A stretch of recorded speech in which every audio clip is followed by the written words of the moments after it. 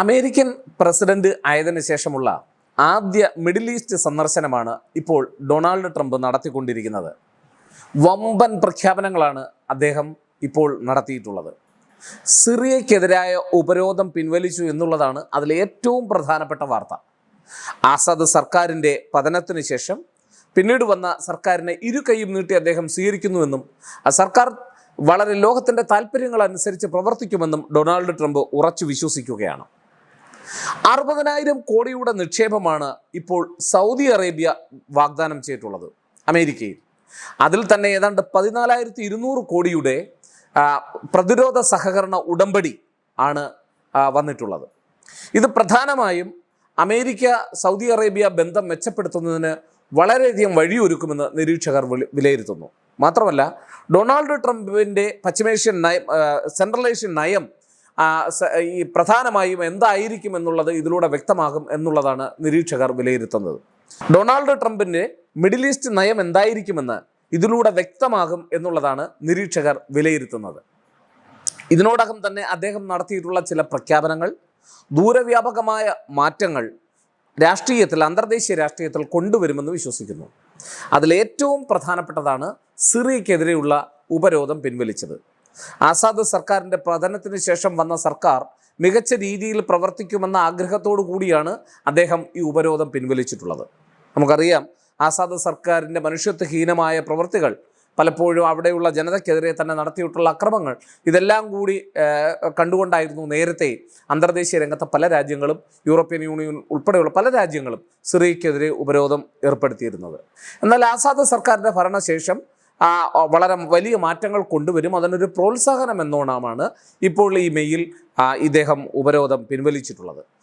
മാത്രമല്ല, അമേരിക്കയും സൗദിയും തമ്മിൽ വലിയ തരത്തിലുള്ള കരാറുകൾ ഒപ്പിടുന്നു. അദ്ദേഹം ഖത്തറിലേക്ക് പോകുന്നു. ഖത്തർ വലിയ അദ്ദേഹത്തിന് വിശിഷ്ടമായ സമ്മാനം ഒരുക്കി കാത്തിരിക്കുന്നതായിട്ടുള്ള വാർത്തകൾ ഇപ്പോൾ പുറത്തു വരുന്നു.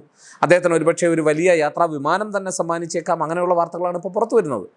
എന്തായാലും ഈ സൗദി അറേബ്യയുമായിട്ടുള്ള ബന്ധം മെച്ചപ്പെടുത്തുക എന്നതുകൊണ്ട് പ്രധാനമായി ഉദ്ദേശിക്കുന്ന പല തരത്തിലുള്ള വാണിജ്യ ഇടപാടുകൾ നടത്തുന്നു എന്നുള്ളതാണ്. പ്രത്യേകിച്ച് ഊർജ്ജ രംഗത്താണ് ഇവർ തമ്മിലുള്ള ബന്ധം ഏറെക്കുറെ ശക്തമായി മുന്നോട്ട് പോകാൻ പോകുന്നത്. ആണവോർജ്ജ കരാർ ഒപ്പിടാൻ രണ്ട് രാജ്യങ്ങളും അതിന് സഹകരണം രണ്ട് രാജ്യങ്ങളും ഉറപ്പുവരുത്തുന്നു എന്നുള്ളതാണ് ഏറ്റവും പ്രധാനമായിട്ടുള്ള വാർത്തകൾ എന്ന് പറയുന്നത്. അവിടെ എനർജി ഉൽപ്പാദനത്തിൻ്റെ കാര്യത്തിൽ, ഊർജ്ജ ഉൽപ്പാദനത്തിൻ്റെ കാര്യത്തിൽ ഇരു രാജ്യങ്ങളും കൈകോർത്ത് പിടിക്കുന്നുവെന്നും അത് വളരെ വലിയ തരത്തിൽ സൗദി അറേബ്യയെ സഹായിക്കുമെന്നും സൗദി അറേബ്യ വിശ്വസിക്കുകയാണ്. എന്നാൽ ചില കാര്യങ്ങളിൽ സൗദി അറേബ്യയുടെ ആവശ്യങ്ങൾ ട്രംപ് ഗൗനിച്ചിട്ടേയില്ല.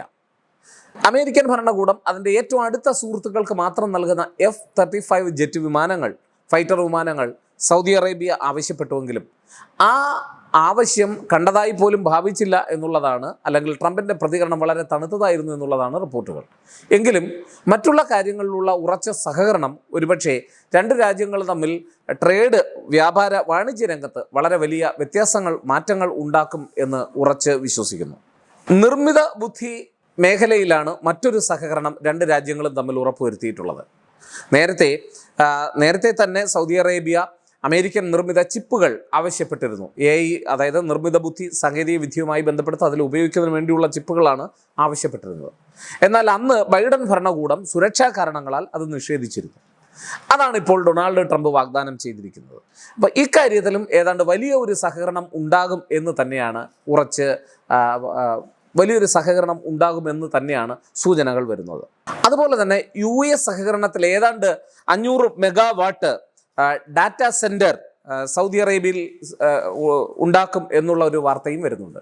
അപ്പോൾ പല തരത്തിലുള്ള സഹകരണമാണ് ഇപ്പോൾ ഡൊണാൾഡ് ട്രംപ് മിഡിൽ ഈസ്റ്റ് സന്ദർശനത്തിലൂടെ പ്രത്യേകിച്ച് സൗദി അറേബ്യയുമായി ഉണ്ടാക്കിയിട്ടുള്ളത്. സൗദി അറേബ്യയിൽ വെച്ച് അദ്ദേഹം സിറിയക്കെതിരായ ഉപരോധം പിൻവലിക്കുന്നു എന്ന് പറഞ്ഞപ്പോൾ അവിടെയുള്ള മുഴുവൻ ആളുകളും എഴുന്നേറ്റ് നിന്ന് ആ തീരുമാനത്തെ കൈയടിച്ചുകൊണ്ട് സ്വാഗതം ചെയ്തു എന്നുള്ള വാർത്തകളാണ് വരുന്നത്. അതിൻ്റെ അർത്ഥം അദ്ദേഹം കാതലായി എടുക്കുന്ന ചില തീരുമാനങ്ങൾ ഒരുപക്ഷെ രാജ്യങ്ങൾ തമ്മിലുള്ള സൗഹൃദത്തിൽ വളരെ വലിയ വ്യത്യാസങ്ങൾ കൊണ്ടുവരുന്നു എന്നുള്ളതാണ്. അതുപോലെ തന്നെ ഇസ്രയേൽ സൗദി ബന്ധം മെച്ചപ്പെടുത്തുന്നതിനുള്ള ചില ശ്രമങ്ങളും അതിനൊരു മധ്യസ്ഥവും അദ്ദേഹം വഹിക്കുന്നതായിട്ടുള്ള റിപ്പോർട്ടുകളുണ്ട്.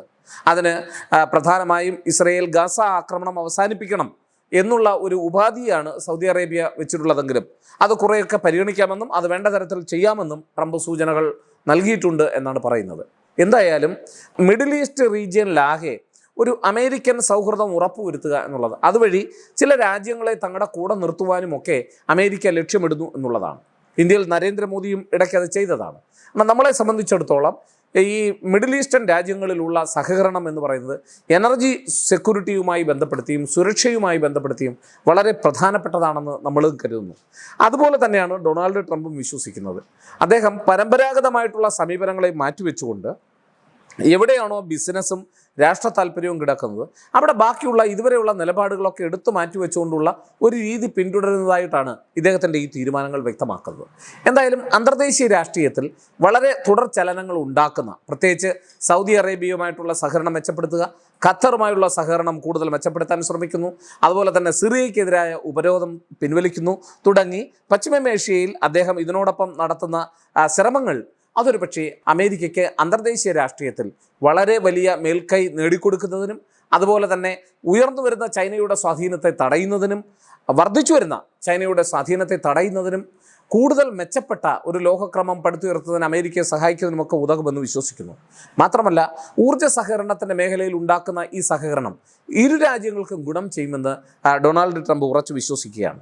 എന്തായാലും നല്ല ഒരു നാളേക്ക് വേണ്ടിയും സമാധാനത്തിന് വേണ്ടിയും ഇദ്ദേഹത്തിൻ്റെ ഈ പരസ്പര സഹകരണത്തിൻ്റെ ശ്രമങ്ങൾ തുണയായി മാറട്ടെ എന്ന് നമ്മൾ ആഗ്രഹിക്കുന്നു, പ്രാർത്ഥിക്കുന്നു.